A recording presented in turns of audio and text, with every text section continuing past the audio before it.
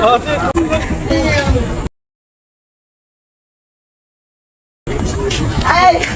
Dito po kami sa Pasig, Chowra. Ay, kasi nandito po kami. Ako si ano.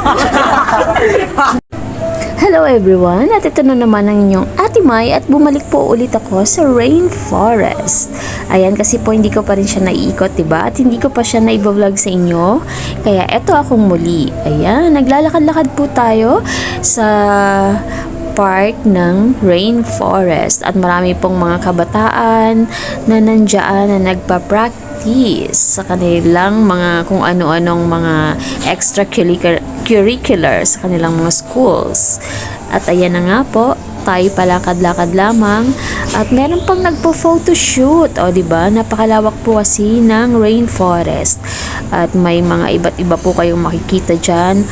Halos lahat ay mga nag-exercise, kahit anong estado sa buhay ay mga nandyan din. Napakaganda po ng rainforest, talagang green na green, puno ng mga punong kahoy, mga plants, green plants. Ayan, at meron din silang pool dyan na hindi ka makakapasok kung hindi ka nagbayad sa entrance. At meron din silang mga, ayan, mga ano nga ito? Hindi ko po alam, nakalimutan ko na. Pero yan po. Ayan, konting sumisilip po tayo sa kanilang swimming pool. Ayan, muntik na po akong makapasok dyan. Kaya lang po, si kuya, pinagsarhan ako. Ayun o, hindi ko tuloy na siya nakita. Poink. At ayan po, marami po, hindi po kayo mawawala dyan sa rainforest kasi may mga nakatakda namang mga arrow kung saan kayo pwedeng pumunta. At yan po yung pool nila. Ayan, may mga instructions naman. At may senior citizens park. Ayan, napakaganda po. Bago po yan sa paningin ko kasi dati wala pa po yan. So, pwedeng mag-exercise dyan yung mga senior citizens natin. Unfortunately, mga bata ang nandito. Ayan, nagtatry ng mga pang-exercise para sa ating mga senior citizens. Salamat sa mga may idea nitong park na to. 'Di ba? Makakatulong 'yan sa ating mga magulang or sa mga may edad na para mag-ehersisyo dyan. Na-try nga po natin yung iba't iba nilang mga built-in equipments dyan. Ayan, napakasarap sa pakiramdam pala yung maganyan-ganyan ka. At ayan din ang isa pa.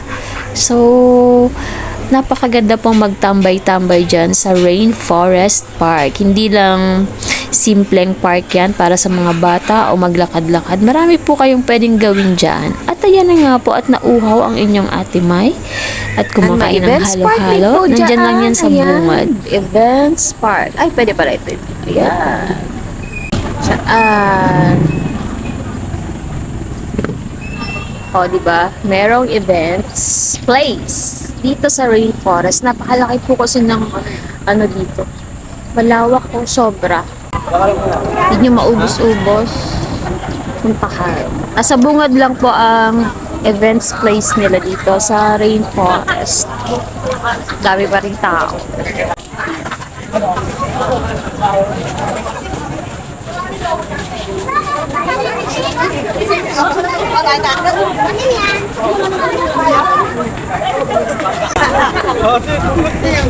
Ay!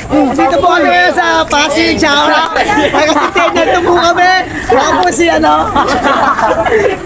Hindi ko po siya naikot ang buong rainforest ulit. Hindi ko matapos-tapos. Kasi po, wala po akong pagbayad sa mga may entrance fee po kayo sa ibang pupuntahan.